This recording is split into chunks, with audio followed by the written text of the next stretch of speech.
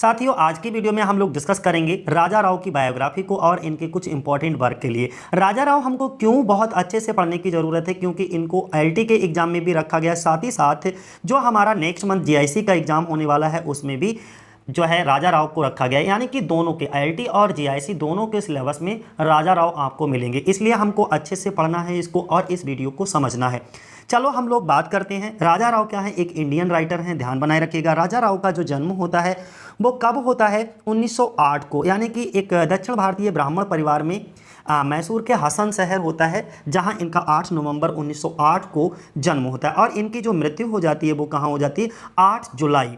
कब, 8 जुलाई 2006 को, यानी कि 2006 को, कहाँ, ऑस्टिन टेक्सास में इनकी मृत्यु हो जाती है। और जब इनकी मृत्यु होती है तो घर पर ही लगभग 97 ईयर्स, कितने, 97 साल की आयु में एक्चुअली इनको दिल का दौरा पड़ता है, यानी कि हृदय गति रुक जाने के कारण इनका निधन होता है। तो ये चीज़ भी ध्यान बनाए रखना है। इनकी नेशनलिटी के बारे में मैं बता ही चुका हूँ, क्या है, ये इंडियन है। तो चलो, बॉर्न तुम्हें पता लग गया कब इनका जन्म हुआ था, 8 नवंबर 1908 को, यानी कि इनका जन्म भी 8 तारीख को है और मृत्यु भी इनकी 8 तारीख को है। ठीक है, 8 नवंबर में जन्म है और 8 जुलाई 2006 को इनका क्या है, मृत्यु है। और ये टोटल कितनी साल जिए हैं, 97 ईयर्स, ये भी ध्यान बनाए रखना है। ठीक है, और इनका जन्म कहाँ हुआ, तो जन्म देखो, दक्षिण भारतीय ब्राह्मण थे, पहली चीज़ ये, मैसूर के हसन शहर में।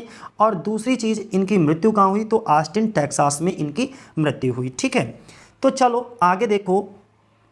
इनके नोटेबल वर्क के बारे में बात करें तो कांथापुरा, जो कि 1938 में, और दी सरपेंट ऑफ द रोप, ये इनके कुछ नोटेबल वर्क हैं। इनमें से आपको कांथापुरा के ऊपर मैं सेपरेट वीडियो बनाऊंगा, और कांथापुरा हमारे एलटी के एग्जाम में रखा हुआ है। ठीक है, सिलेबस में भी है। और ये क्या, नॉवेल और शॉर्ट स्टोरी तथा ऐसे राइटर हैं, ध्यान बनाए रखिएगा। तो चलो हम लोग शुरुआत करते हैं। सबसे पहला ये है कि राजा राव का जन्म कहाँ हुआ, 8 नवंबर 1908 को, कहाँ हुआ, हसन में हुआ, इन दी प्रिंसली स्टेट ऑफ मैसूर। अब कहाँ, मैसूर में। तो ये चीज़ हम सब पहले ही डिस्कस कर चुके हैं आपके साथ, जो कि अब कहाँ है, now in Karnataka in south India. ठीक है, अब ये क्या थे, जब ये कर्नाटका में थे तो वहाँ पर क्या बोली जाती है, कन्नड़ बोली जाती है। तो सीधी सी बात, ये कन्नड़ बोलते थे। और इनकी जाति क्या थी, यानी कि ये ब्राह्मण परिवार से थे, ध्यान रखिएगा, ब्राह्मण फैमिली से। थोड़ा सा ये चीज़ ध्यान बनाए रखिएगा कि he was the eldest of 9 siblings, okay, with 7 sisters, a brother named Yogeshwar Anand. ठीक है, तो ये चीज़ इनके बारे में ध्यान बनाए रखिएगा, जिनमें इनकी 7 बहनें थीं, एक भाई जिसका नाम था योगेश्वर आनंद। ठीक है, और न में अपने आप थे। तो ये तो इनकी फैमिली के बारे में हमने बता दिया। तो यहाँ से कौन कौन से पॉइंट आपको ध्यान बनाए रखना है, एक तो 8 नवंबर 1908 ध्यान बनाए रखना है, हसन जगह नाम याद बनाए रखना है, कर्नाटक साउथ इंडिया याद बनाए रखना है, कन्नड़ बोलते थे और ब्राह्मण फैमिली से संबंध रखते थे, 7 बहनें थीं और एक भाई था जिसका नाम योगेश्वर आनंद था। बस। अगला, दूसरा हम बात करेंगे इनके पिता। इनके पिता का नाम क्या था, एच बी कृष्णस्वामी था। क्या नाम था, एच बी कृष्णस्वामी था। और ये भी क्या पढ़ाते थे, कन्नड़ पढ़ाते थे। ठीक है, नेटिव लैंग्वेज ही थी इनकी। और कहाँ, कर्नाटका के, और कौन से कॉलेज में, निजाम कॉलेज इन हैदराबाद। तो इतना क्लियर हो गया कि इनके जो पिता एच बी कृष्णस्वामी थे वो कन्नड़ के टीचर थे और कर्नाटका के निजाम कॉलेज हैदराबाद में ये पढ़ाते थे। साथियों, अगला हम लोग डिस्कस करेंगे इनकी माँ गौरम्मा। इनकी माँ का नाम क्या था, गौरम्मा। क्योंकि साउथ से हैं तो साउथ वर्ड आप लोग समझते हो कि उस तरफ इसी तरीके कैचम्मा, गौरम्मा, ठीक है, इस तरीके के नाम होते हैं। तो इनकी माता का नाम गौरम्मा था। ठीक है, he was home maker who died. वो क्या थी, गौरम्मा एक होम मेकर थी और उनकी मृत्यु हो जाती है कब, जब राजा राव वाज 4 ईयर्स ओल्ड। जब राजा राव की उस समय उम्र केवल कितनी होती है, 4 साल होती है, तभी इनकी क्या हो जाती है, मृत्यु हो जाती है इनकी माता की। तो एक चीज़ हमें ये भी पॉइंट पता लग गया कि इनकी माता की मृत्यु जो है, इनके ये जब 4 साल की थी। एक बार जल्दी से हम लोग रिवीजन कर लेते हैं। इनका जन्म कब हुआ, 8 नवंबर 1908 को। कहाँ हुआ, हसन में हुआ, किंगडम ऑफ मैसूर, मैसूर के हसन में, ये ध्यान बनाए रखिएगा, जो कि अब कहाँ है, ये उस समय ब्रिटिश इंडिया यानी कि अंग्रेज़ों का राज्य था, ध्यान रखिएगा। और अब कहाँ, ये कर्नाटका में है। और इनके माता पिता का नाम क्या था, एच बी कृष्णस्वामी और गौरम्मा। ठीक है। इसके बाद हम लोग डिस्कस करते हैं इनने किससे शादी की। तो कैमली मौली से शादी ये 1931 में करते हैं और इनसे तलाक हो जाता है 1939 में, यानी कि 1939 में कैमली मौली से तलाक हो जाता है। इसके बाद ये किससे शादी करते हैं, कैथरीन जॉन से शादी करते हैं। और कैथरीन जॉन से कब शादी करते हैं, 1965 में, और 86 तक ये शादी चलती है। इसके बाद सुसन बॉट से शादी करते हैं और 1986 में, उसी साल। इसके बाद में जो कैथरीन जोन्स होती हैं उनसे एक बच्चा होता है, ओनली सन होता है, जिसका नाम होता है क्रिस्टोफर रामा। ठीक है, ये ध्यान बनाए रखिएगा, किससे, कैथरीन जोन्स से। नेक्स्ट हम लोग डिस्कस करेंगे इनका शिक्षा इन्होंने कहाँ कहाँ ली थी। तो मदरसाए आलिया इन हैदराबाद में शिक्षा ली। इनकी प्रारंभिक शिक्षा तो मदरसाए आलिया इन हैदराबाद में हुई। इसके बाद उस्मानिया यूनिवर्सिटी, फिर कहाँ, यूनिवर्सिटी ऑफ मद्रास। तो यहाँ से पढ़ते जाइएगा। ठीक है, Osmania university, university of Madras, university of Montpellier. इसके बाद एक कहाँ है, यूनिवर्सिटी ऑफ मॉन्टेपेलियर कहाँ है, फ्रांस में है। और इसके बाद सोरबॉन पेरिस में, यहाँ पर इनकी क्या हुई, शिक्षा हुई। एक बार फिर रिपीट कर लीजिएगा, यानी कि मदरसा आलिया इन हैदराबाद, ठीक है। नेक्स्ट उस्मानिया यूनिवर्सिटी, अगला कौन सा यूनिवर्सिटी है, university of Madras, university of Montpellier France, ठीक है। इसके बाद में सोरबॉन पेरिस की यूनिवर्सिटी, यहाँ इनकी इतनी जगह से ये क्या लेते हैं, अपनी शिक्षा लेते हैं। इसके बाद इनकी मृत्यु कब होती है, तो 8 जुलाई 2006 को ड्यू टू हार्ट फेलियर के कारण 97 वर्ष की अवस्था में ऑस्टिन टेक्सास यूएसए में इनकी मृत्यु थी। जन्म इनका इंडिया में होता है और मृत्यु कहाँ होती है, अमेरिका में। ध्यान बनाए रखिएगा। और अमेरिका में भी यहाँ ऑस्टिन टेक्सास। किसकी हम बात कर रहे हैं, राजा राव की बात कर रहे हैं। राजा राव का जन्म कब होता है, ये चीज़ क्या है, जितनी बार आप राजा राव आए तो ऐसे करके जोड़ लिया करो, राजा राव 1908, ठीक है। तो इससे क्या आपको याद बनी रहेंगी चीज़ें। राजा राव 1908 में क्या है, जन्म है, और 2006 में क्या है, मृत्यु है। मृत्यु कहाँ हुई, ऑस्टिन टेक्सास में हुई थी। उस समय इनकी उम्र 97 साल हो गई थी। हृदय गति यानी कि हार्ट फेलियर के कारण इनकी मृत्यु हुई थी। जन्म की बात करें तो तुरंत बता दिया करो कि दक्षिण भारतीय ब्राह्मण परिवार के एक मैसूर था, मैसूर में भी हसन शहर में इनका 8 नवंबर 1908 को जन्म। साथियों, अब हम लोग डिस्कस करेंगे राजा राव के कुछ इंपॉर्टेंट अवार्ड और इनके अचीवमेंट क्या हैं, यानी कि इन्होंने अपने जीवन काल में क्या अचीव किया और इनको कौन कौन से अवार्ड मिले। तो सबसे पहले तो हमको दिमाग में ये 4 डेट ध्यान बनाए रखना, इंपॉर्टेंट डेट है, यहाँ से पूछा भी जा सकता है, हमारा क्वेश्चन भी बन सकता है। सबसे पहला इनको अवार्ड कब मिला था, 1964 में साहित्य अकादमी अवार्ड दिया गया था। तब 1964। इसके बाद 1969 में 1969 में इनको पद्म भूषण अवार्ड दिया गया था, जो कि क्या होता है, जो पद्म भूषण अवार्ड हमारा होता है वो India 3rd highest civilian award कहलाता है, ये ध्यान रखना। अच्छा, पद्म भूषण और पद्म विभूषण दोनों अलग अलग अवार्ड हैं, ध्यान बनाए रखिएगा। पद्म भूषण इनको 1969 में मिला है, और अगर हम पद्म विभूषण की बात करें तो ये 2007 में इनकी मृत्यु के बाद, यानी कि ये इंडिया का 2nd हाईएस्ट सिविलियन अवार्ड कहलाता है। तो इतना क्लियर हो गया, यानी कि 1964 में साहित्य अकादमी अवार्ड याद बनाए रखना, 1969 में पद्म भूषण यानी कि India 3rd highest civilian award याद बनाए रखिएगा, और 1988 में अगर हम बात करें, ये इंपॉर्टेंट अवार्ड है, ठीक है, इसके बारे में भी जान लीजिएगा। न्यूस्टेड इंटरनेशनल प्राइज़ फॉर लिटरेचर इनको दिया गया था। ये जो न्यूस्टेड इंटरनेशनल प्राइज़ है, ये क्या होता है, ये एक्चुअली ओक्लाहोमा एक यूनिवर्सिटी है, उसके द्वारा ये प्रदान किया जाता है, ठीक है। तो ये ध्यान रखिएगा कि जो न्यूस्टेड इंटरनेशनल प्राइज़ फॉर लिटरेचर दिया जाता है, ये कौन सी यूनिवर्सिटी के द्वारा इसको स्पॉन्सर किया जाता है, तो यूनिवर्सिटी ऑफ ओक्लाहोमा। इतना ध्यान बनाए रखिएगा। दूसरा चीज़, इसकी ये जो अवार्ड की अहमियत इस तरीके से भी समझी जा सकती है कि ये कितना ज़्यादा प्रेस्टिजियस है, ठीक है। इसके अगर हम इस अवार्ड के प्रेस्टिजियस की बात करें तो इसकी तुलना जो की जाती है वो नोबेल प्राइज़ इन लिटरेचर से की जाती है, ध्यान बनाए रखिएगा, यानी कि often compared with the Nobel prize in literature. तो न्यूस्टेड इंटरनेशनल प्राइज़ समझ में आ गया। तो ये 4 चीज़ें आपको ध्यान बनाए रखना। एक तो 1964 में साहित्य अकादमी, 1969 में पद्म भूषण, और ये इंडिया का 3rd हाईएस्ट सिविलियन अवार्ड है। इसके बाद 1988 में इनको न्यूस्टेड इंटरनेशनल प्राइज़ फॉर लिटरेचर दिया गया था, जो कि ओक्लाहोमा यूनिवर्सिटी के द्वारा प्रदान किया जाता है। इसके बाद में हम बात करेंगे 2007 में पास्थोमसली यानी कि मरणोपरांत इनकी मृत्यु के बाद इनको पद्म विभूषण अवार्ड दिया गया था, जो कि India 2nd highest civilian award कहलाता है हमारा, ठीक है। तो ये चीज़ हमें क्या करना है, ध्यान बनाए रखना है। अगला नेक्स्ट पॉइंट हम थोड़ा नोट पॉइंट देख लेते हैं कि आखिर ये हमारा नोट पॉइंट क्या है। इनके राजा राव के सम्मान में एक पुरस्कार जो है दिया जाना शुरू किया गया, और उस पुरस्कार का नाम था, राजा राव के नाम पर ही रखा गया था, दी राजा राव अवार्ड फॉर लिटरेचर।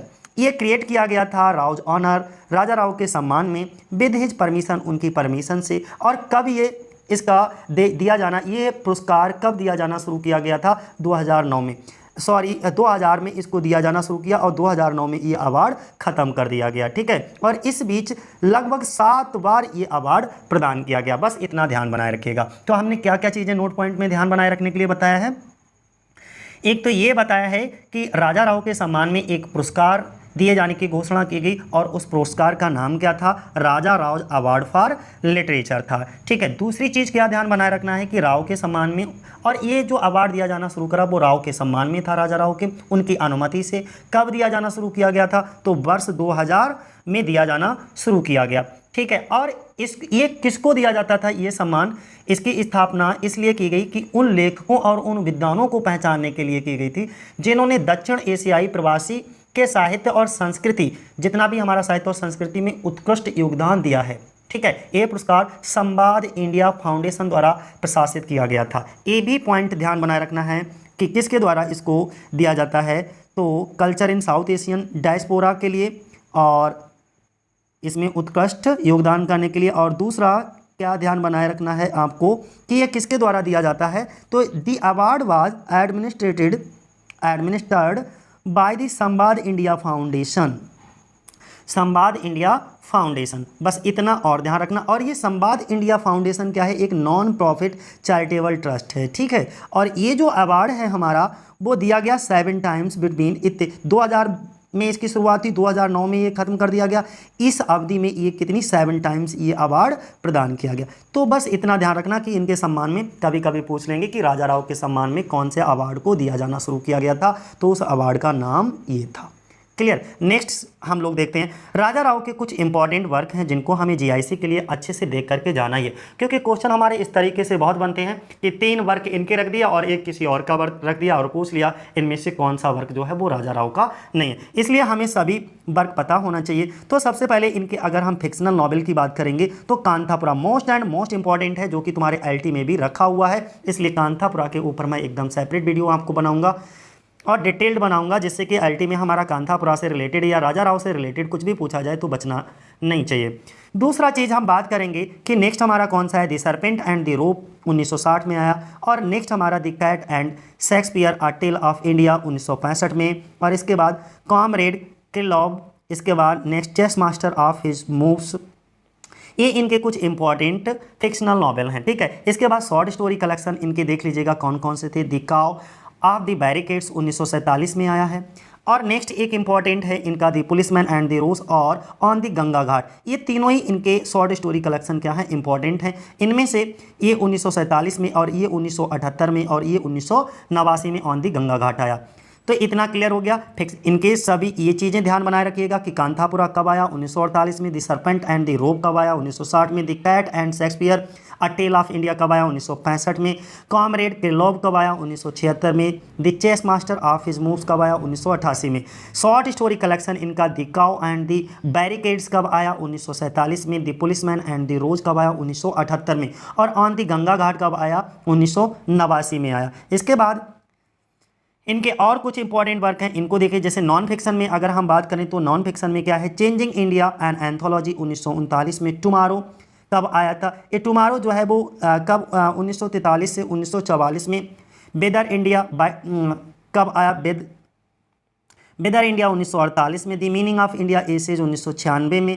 ठीक है, the great Indian way a life of Mahatma Gandhi biography ये 1998 में, 1998 में। और इनकी कुछ एंथोलॉजीज़ को भी पढ़ करके जाइएगा कि इनकी कौन कौन से एंथोलॉजीज़ थी।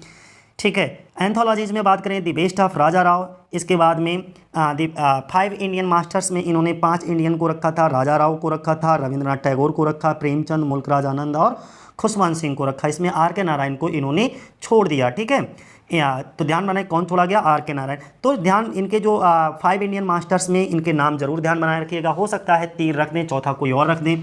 ठीक है, तो ये 5 इंडियन मास्टर्स इन्होंने किन किन को बताया है, राजा राव को बताया, रविंद्रनाथ टैगोर को बताया, प्रेमचंद और मुल्कराज आनंद, खुशवंत सिंह को। ठीक है, नेक्स्ट इस बार इनकी बायोग्राफी को पढ़ाने का तरीका थोड़ा चेंज कर दिया। ठीक है, पॉइंट वाइज करके हमने चीज़ें इनकी बायोग्राफी में लेकर आए हैं, और लगभग इनके कुछ इंपॉर्टेंट पॉइंट 140 इसी तरीके की इंपॉर्टेंट पॉइंट हमारे आएंगे, ध्यान रखिएगा। ठीक है, तो हो सकता है 2 वीडियो में मैं इनको बनाऊं। ठीक है, अगर बहुत ज़्यादा लंबा वीडियो हो गया, 30-35 मिनट से ज़्यादा का हो गया, तो मैं दूसरी वीडियो फिर इसकी बनाऊँगा। नेक्स्ट सबसे पहला पॉइंट ध्यान बनाए रखिएगा, क्या है, तेजी से बोलना है। Raja Rao was born in south Indian Brahmin family in the city of Hassan in Mysore. कब? तो ये पॉइंट ध्यान बनाए रखिएगा 8 नवंबर 1908 को, यानी कि राजा राव का जन्म दक्षिण भारतीय ब्राह्मण परिवार में मैसूर के हसन शहर में 8 नवंबर 1908 को हुआ था। अगला दूसरा हमारा पॉइंट क्या है, दूसरा, राजा राव डाइड, राजा राव की मृत्यु हो जाती है on 8 July 2006 at his home, अपने घर इन ऑस्टिन, क्योंकि ये अपने जीवन के अंतिम दिनों में कहाँ रह रहे थे, यूएसए में रह रहे थे, यानी कि अमेरिका में, ध्यान रखिएगा।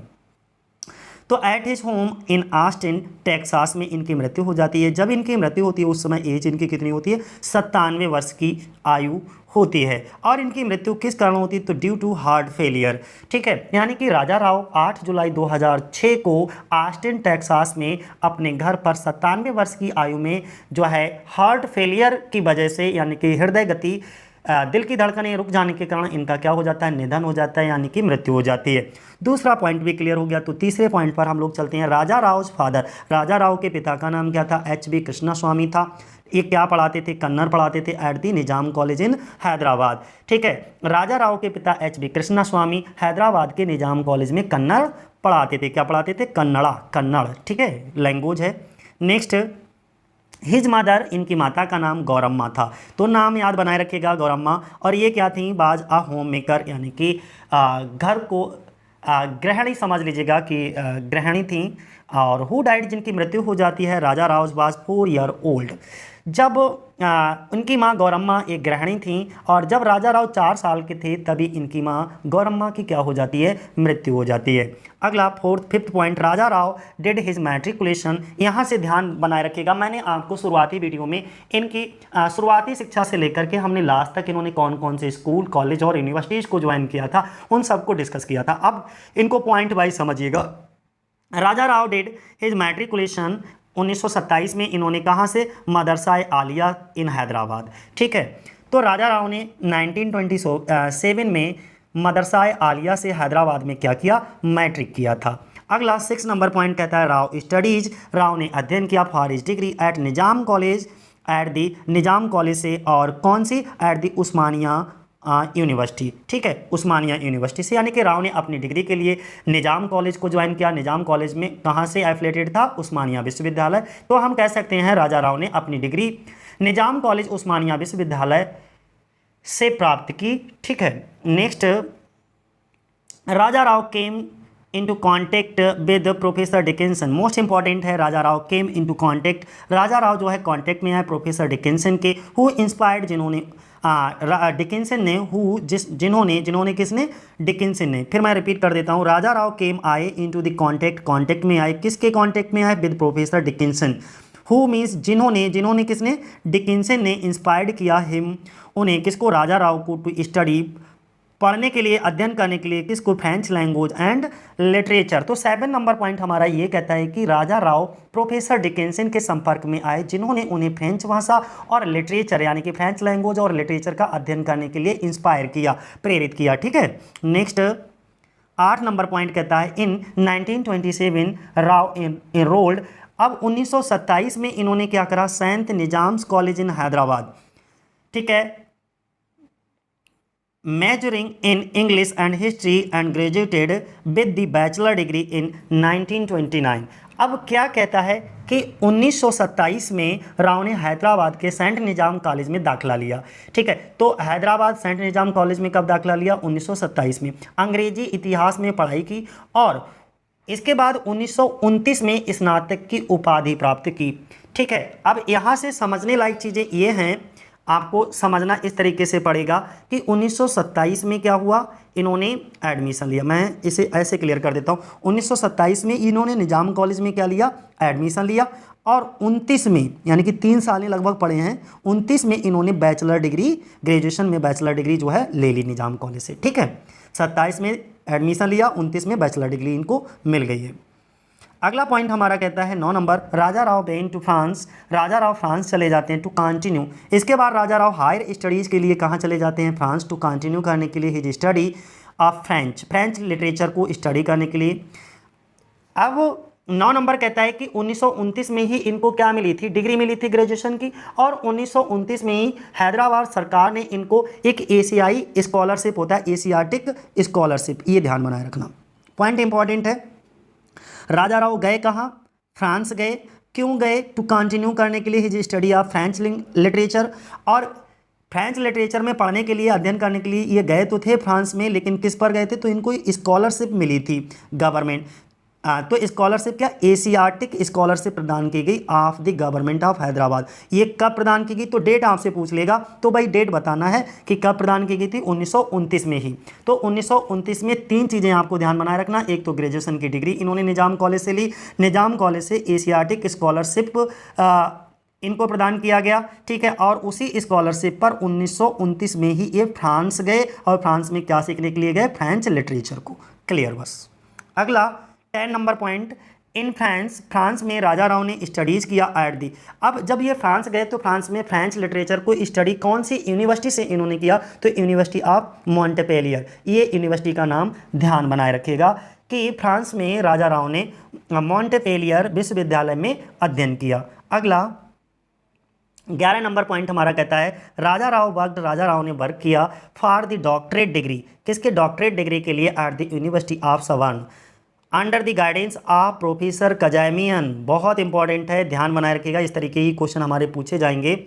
उन्होंने क्या, 11 नंबर पॉइंट हमारा कहता है कि राजा राव ने सोरबॉन विश्वविद्यालय में डॉक्टरेट की उपाधि के लिए काम किया, और किसके मार्गदर्शन में, यानी कि डॉक्टरेट से मतलब पीएचडी ली थी, पीएचडी की थी, ठीक है, तो किसके मार्गदर्शन में, ये किसके, under the guidance professor Cazamian, ठीक है, ये ध्यान बनाए रखिएगा, प्रोफेसर कजामियन, डॉक्टरेट डिग्री किसके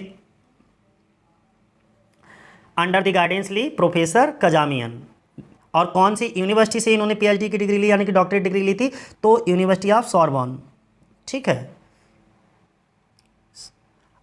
12 पॉइंट कहता है Raja Rao lived in France from, Raja Rao lived रहते थे इन फ्रांस, कब से कब तक रहे, ये 1928 से 1939 में, बल्कि 1929 में ये गए थे, ठीक है। फ्रांस कब गए थे, 1929 में इनको ग्रेजुएशन की डिग्री मिली, तो 1929 से 1939, लेकिन बुक्स में तो 1928 ही कई सारी बुक्स में दे रखा है।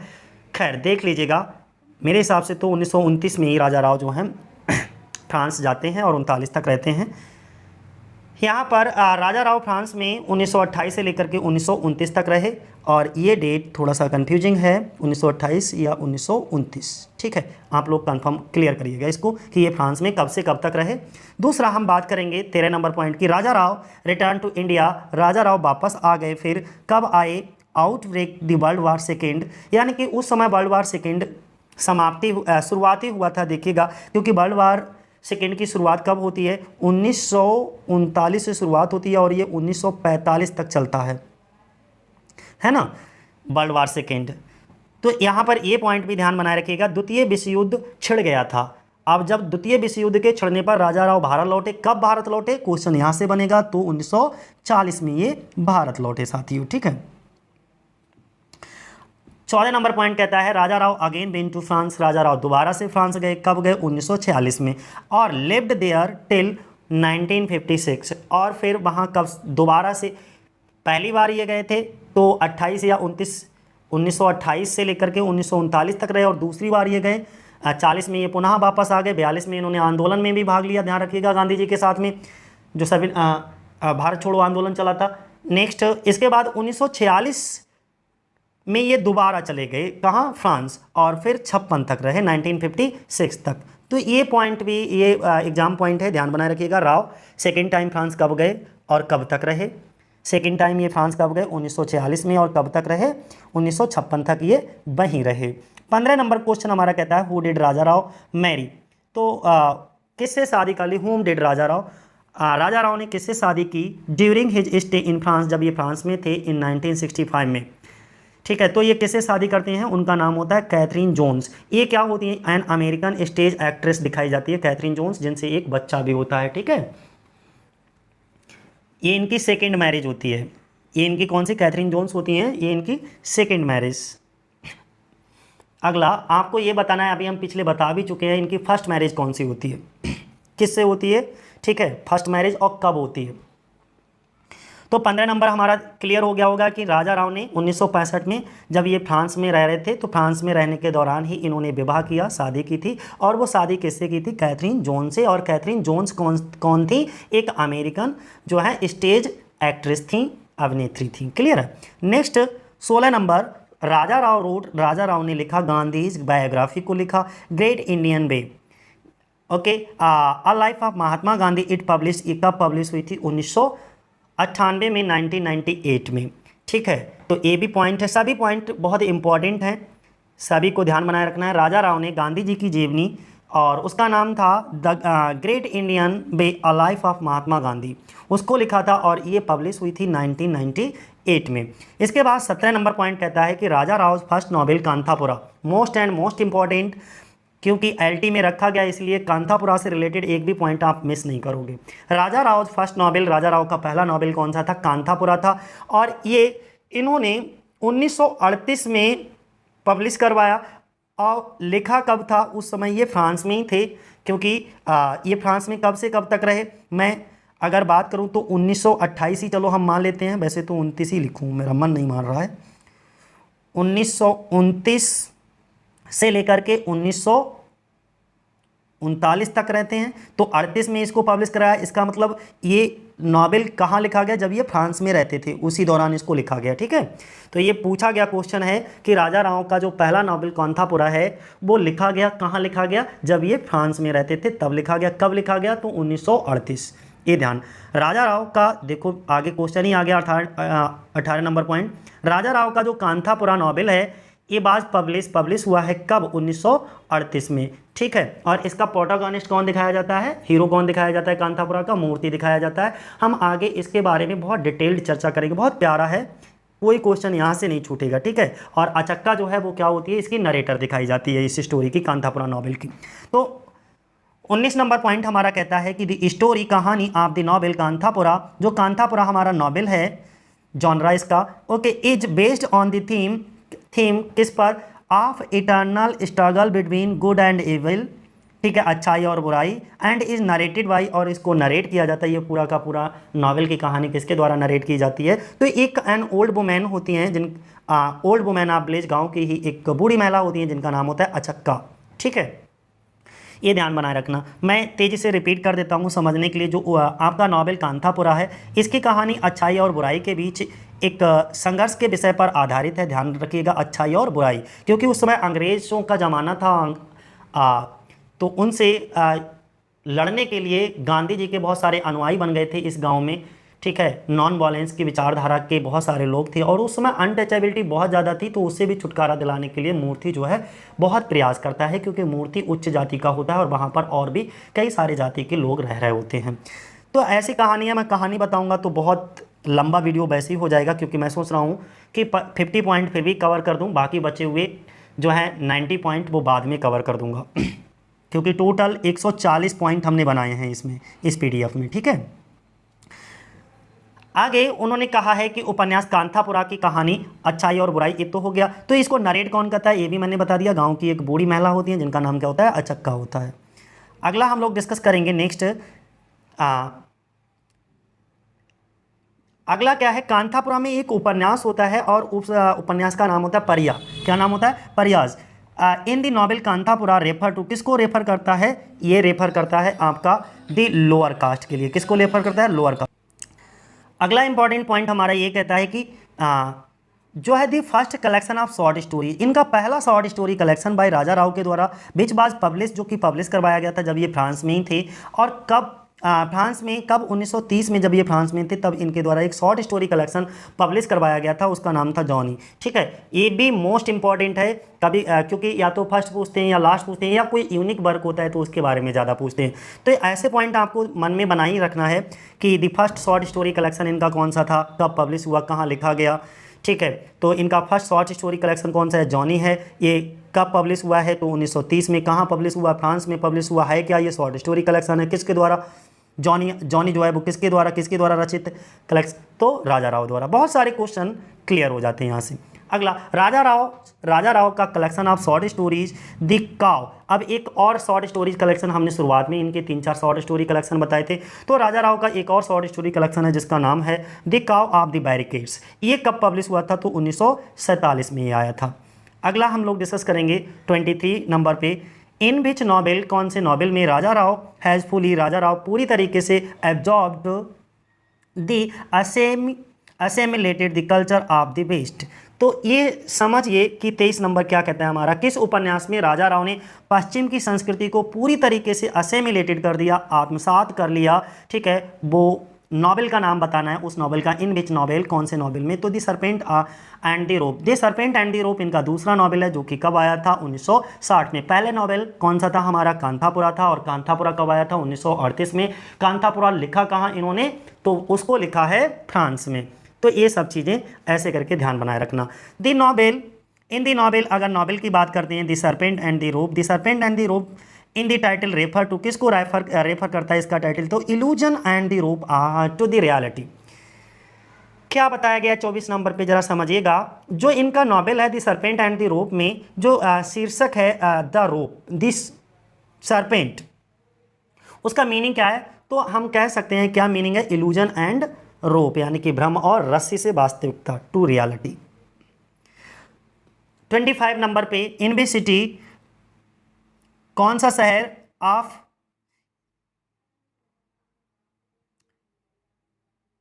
यूपी, इसे जरूर ध्यान बनाए रखिएगा भाई।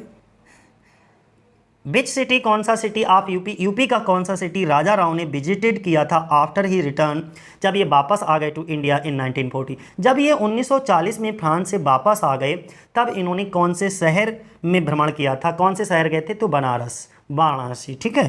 कहाँ गए थे? बनारस। इंपॉर्टेंट है, ध्यान बनाए रखिएगा कि 1940 में भारत लौटने के बाद राजा राव ने उत्तर प्रदेश के किस शहर का दौरा किया? तो कौन से शहर का दौरा किया? बनारस का, ठीक है। 26 में अगर हम बात करें, who did Raja Rao accepted as his guru, guide, mentor, तो स्वामी आत्मानंद, ग्रेट वेदांतिक स्कॉलर थे ये स्वामी आत्मानंद।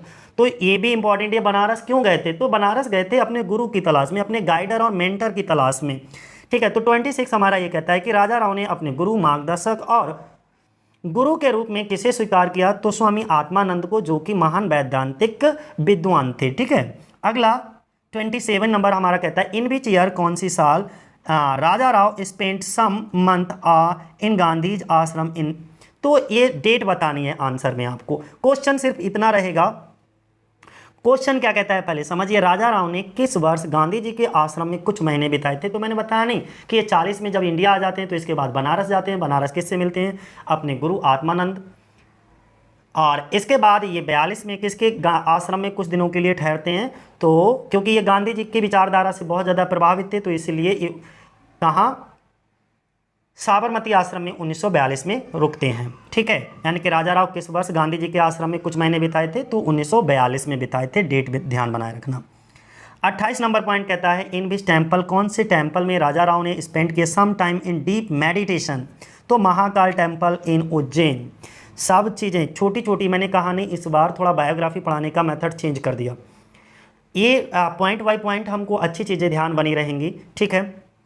और बाकी हम डिटेल से हो सकता है फिर से इसके बारे में एक आध वीडियो और दें, कुछ अच्छा मिलेगा। तो अगर हम 28 नंबर की बात करें तो राजा राव ने किस मंदिर में कुछ समय गहन ध्यान बिताया, यानी कि एकदम पूरी तरीके से ध्यान मग्न हो गए थे? तो कौन से मंदिर में? तो महाकाल मंदिर था उज्जैन में, ठीक है। 29 नंबर हमारा कहता है, राजा राव ने विजिटेड यूएसए, यूएसए के दौरा कब किया? फॉर द फर्स्ट टाइम, पहली बार। ये पहली बार यूएसए कब गए थे? तो 1950 में।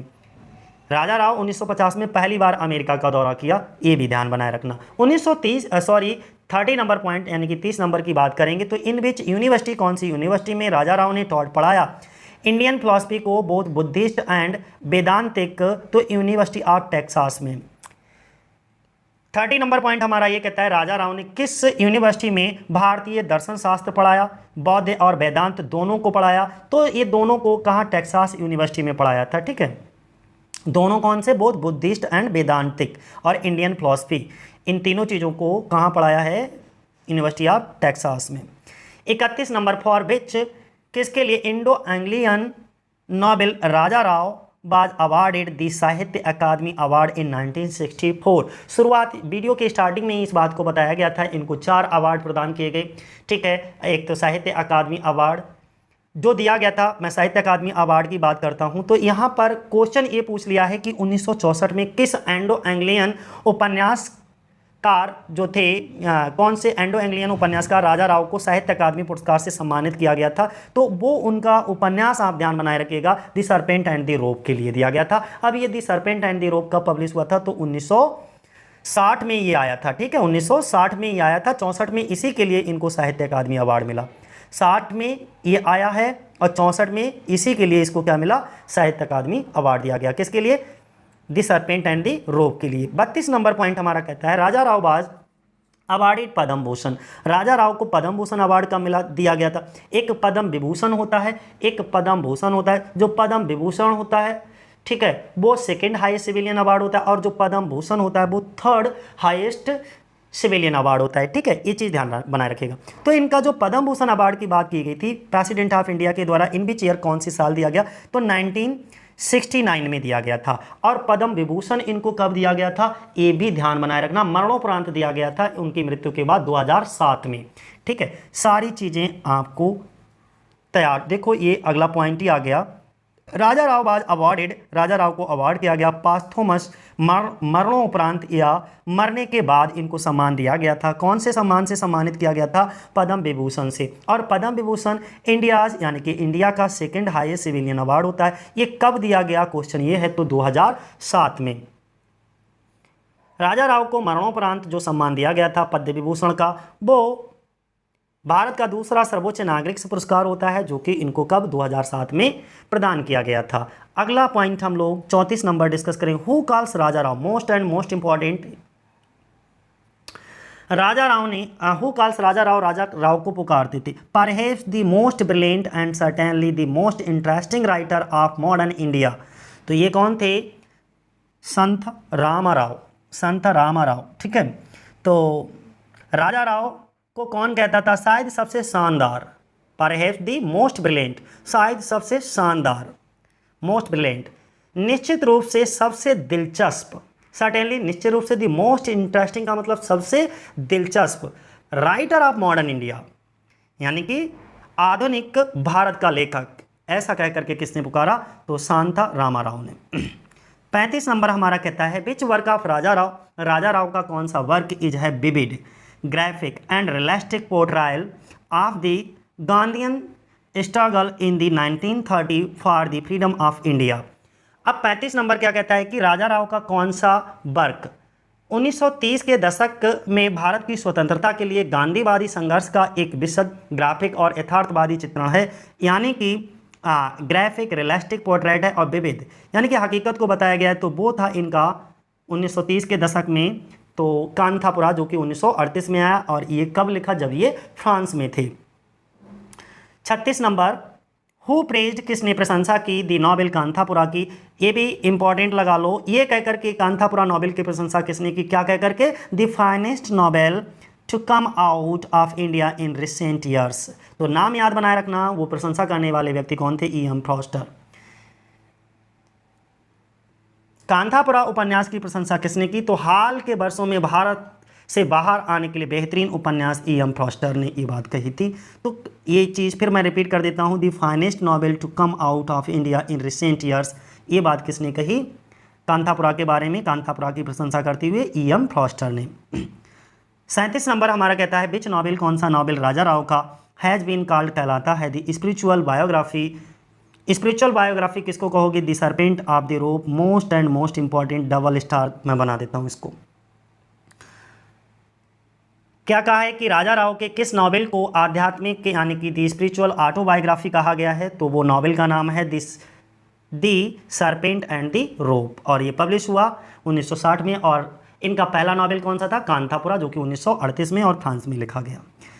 कांथापुरा के बारे में मैं इसलिए बोलता चल रहा हूँ क्योंकि ये एलटी ग्रेड में रखा है, और एलटी ग्रेड की संभावना है कि नेक्स्ट मंथ में मे बी पॉसिबल वैकेंसीज हमारी आ जाए, और इसीलिए हमें अभी से तैयारी शुरू कर देना है अगर हमको सिलेक्शंस अपना सिक्योर करना है। तो दूसरा हम बात करेंगे कलेक्शन ऑफ 9 स्टोरीज। अगर हम 9 स्टोरीज के कलेक्शन की बात करें तो the cow of barricades and other stories published in 1947 was written between 1933 and 1944 in France. तो वो जगह कौन सी है? फ्रांस में 1947 में प्रकाशित 9 कहानियों का एक संग्रह था जिसका नाम था the cow of the barricades and other stories, जो कि 1933 से लेकर के 1944 के बीच में, और कब? फ्रांस में। अगला हम लोग डिस्कस करेंगे 39 पे द नॉवेल, एक नॉवेल है इनका जिसका नाम है the cat and the Shakespeare, publish हुआ था 1965 में। इज कॉल्ड कहलाता है अ फिलोसॉफिकल कॉमेडी। ये भी इंपॉर्टेंट है कि राजा राव का the cat and the Shakespeare जो कि 1965 में आया था उसको किस क्या है? तो ये फिलोसॉफिकल कॉमेडी है, ठीक है। 1965 में प्रकाशित उपन्यास इनका the cat and the Shakespeare क्या है? अ फिलोसॉफिकल कॉमेडी, ठीक है। तो the cat and the Shakespeare को क्या कहा जाता है? अ फिलोसॉफिकल कॉमेडी कहा जाता है। 1965 में ये आई थी। 40 नंबर देखो, the setting of the novel the cat and the Shakespeare is provided. जो कैट एंड द शेक्सपियर है इसकी सेटिंग कहाँ हुई है, किसके द्वारा प्रदान की गई? माफ़ करिएगा, उपन्यास the cat and the Shakespeare की जो सेटिंग है वो किसके द्वारा दी गई है, किसके द्वारा प्रदान की गई? तो ये किसके द्वारा? Famine of by the famine of 1942। अगला the sub title of the novel the cat and the Shakespeare का सब टाइटल क्या है? तो द टेल ऑफ इंडिया। क्या है सब टाइटल? जरूर ध्यान बनाए रखना, the cat and the Shakespeare का sub title the a tale of India. अगला हम बात करेंगे the novel the cat and Shakespeare is a curious mixture of fantasy and realism. अब ये फैंटेसी एंड रियलिज्म क्या होता है? काल्पनिक और यथार्थवाद के बीच का मिश्रण को कहते हैं। तो ये जो उपन्यास है ना the cat and the Shakespeare, एक जिज्ञासु सम्मिश्रण है जो कि काय का आपको ये मिक्सर मिलेगा। ये क्यूरियस मिक्सर किसका मिलेगा? फैंटेसी और रियलिज्म का। इसके बाद India a fable is one of the finest stories is collection written by Raja Rao. 43 number point कहता है इंडिया फेबल संग्रह की सबसे बेहतरीन कहानियों में से एक हैं, ठीक है। वो किसकी हैं? राजा राव के द्वारा लिखी गई हैं। 44 number the policeman and the rose important है, stories by Raja Rao was published in 1978। 1978 में the police and the rose एक स्टोरीज कलेक्शन है, ठीक है। ये भी राजा राव के द्वारा लिखा गया और इसको पब्लिश करवाया गया है। क्या है? 1978 में, 1978 में। 45 number a typical south Indian village on the slopes of the western ghat is the scene of action of which novel by Raja Rao. तो उन्होंने 45 नंबर पे ये कहा कि पश्चिमी घाट के ढलानों पर बसा एक ठेठ दक्षिण भारतीय गांव राजा राव के किस उपन्यास की कार्रवाई को दर्शाता है, किस उपन्यास में ये चित्रण किया गया है? तो ध्यान रखिएगा, अगर टिपिकल साउथ इंडियन विलेज की बात आए तो कोई और है ही नहीं कांतापुरा के अलावा। टिपिकल साउथ इंडियन विलेज इनके नॉवेल में कौन है? कांतापुरा है, ठीक है। और यहाँ पर एक और on the slopes of the western ghat, तो ये भी दे रखा है। तो slopes of the western ghat की बात हो रही है तो डेफिनेटली किसकी बात कर रहे हैं हम लोग? कांतापुरा की बात कर रहे हैं। 46 number the central figure of the novel Kanthapura is, जो कांतापुरा का प्रोटैगनिस्ट है यानी कि हीरो है वो कौन है? मूर्ति दिखाया जाता है। इसके बाद नेक्स्ट 47 नंबर पे हु इंस्पायर्ड, कौन inspire the villagers to take chakra spinning and weave their own cloth in the novel Kanthapura? वो भी कौन व्यक्ति होता है? मूर्ति होता है। कांतापुरा जो उपन्यास में ग्रामीणों को एक जो पहले तुमने देखा होगा गांधी जी का चरखा था, ठीक है, सूत काटने के लिए प्रयोग किया जाता था। तो उन चरखों को गांव-गांव में बांटा जाता था और उस चरखे से खुद सूत काटो और उन्हीं के कपड़े बुन करके अपने आप खुद ही पहनो, यानी कि विदेशी चीज़ों का क्या था? फॉरेन थिंग्स जितनी भी थी उनका बहिष्कार कर रहे थे ये लोग। तो उसी के बारे में ये पॉइंट दिया गया है कि 47 नंबर पे कांतापुरा उपन्यास में ग्रामीणों को चक्र कताई, जो चरखा था उसको कताई करने के लिए और कपड़ा खुद बुनने के लिए कौन प्रेरित करता था? तो वो प्रेरित करने वाला व्यक्ति, चरखा चलाने और खुद के कपड़े बनाने के लिए पूरे गांव को प्रेरित करने वाला व्यक्ति कोई और नहीं था बल्कि मूर्ति ही था, जिसने पूरे गाँव को चरखा चला करके अपने खुद कपड़े बुन करके, खुद कपड़े तैयार करके उनको पहनने के लिए प्रेरित किया। 48 नंबर हमारा कहता है कि after the death of his mother, अपनी माँ की मृत्यु के बाद जो मूर्ति होता है कांतापुरा नॉवेल का कौन है? हीरो है, ये प्रोटैगनिस्ट है, ठीक है। स्टार्ट्स लिविंग, रहना शुरू कर देता है विद एन एजुकेटेड विडो, एक बहुत ही पढ़ी लिखी विडो होती है जिसका नाम होता है रंगम्मा। जब हम इसका पूरा का पूरा प्ले पढ़ा देंगे आपको, नॉवेल पढ़ा देंगे, तब आपको अपने आप ये सब चीज़ें बहुत अच्छे से समझ आने लगेंगी कि ये रंगम्मा कौन है, मूर्ति कौन है, ठीक है, के चम्मा कौन है, तो ये सभी क्लियर हो जाएंगी। अपनी माँ की मृत्यु के बाद मूर्ति एक शिक्षित विधवा के साथ रहने लगता है और वो शिक्षित विधवा का नाम होता है रंगम्मा। क्या नाम होता है? रंगम्मा। 49 पॉइंट देखो, हु हेल्प, कौन मदद करता है मूर्ति की इन द टास्क, कार्य में आप ऑर्गेनाइजिंग, संगठित करने के लिए the freedom struggle in Kanthapura. Kanthapura में तो वो कौन होता है? रत्ना होती है, एक यंग लेडी दिखाई जाती है रत्ना, और पटेल रंगगौड़ा होता है जो कि the tiger of the village दिखाया जाता है। कानखापुरा में स्वतंत्रता संग्राम के आयोजन के कार्य में मूर्ति की मदद कौन कौन करता है? तो रत्ना करती है और पटेल रेंगगौड़ा करता है। ठीक है, रेंजगौड़ा। और आज की वीडियो का लास्ट पॉइंट, इसके बाद जितने भी बचे हुए हैं करीबन 90 पॉइंट अभी भी हमारे बचे हुए हैं जो कि मोस्ट इंपॉर्टेंट है राजा राव से रिलेटेड। मुझे लगता है अगर इतने पॉइंट्स को डिस्कस कर लोगे तो डेफिनेटली इससे बचना नहीं चाहिए। ठीक है, पॉसिबिलिटी रहती हैं। आगे, विच पुलिस मैन, कौन सा पुलिस मैन बाज पोस्ट होता है इन द विलेज, इस गांव में, to counter the moves of the Gandhi man in the novel Kanthapura. तो वो बड़े खान होता है कैरेक्टर। ठीक है, ये इंपॉर्टेंट कैरेक्टर हैं, बड़े खान पुलिस मैन दिखाया जाता है। तो 50 नंबर पे कहता है कि जो हमारा नोबेल कांतापुरा है उसमें जो गांधी के अनुयायी थे जितने भी, उनसे मुकाबला करने के लिए गाँव में कौन से पुलिसकर्मी को तैनात किया जाता है? तो उसका नाम होता है बड़े खान। ठीक है, आज के लिए इतना ही साथियों। अब 51 से हम लोग स्टार्ट करेंगे इसके सेकेंड पार्ट में।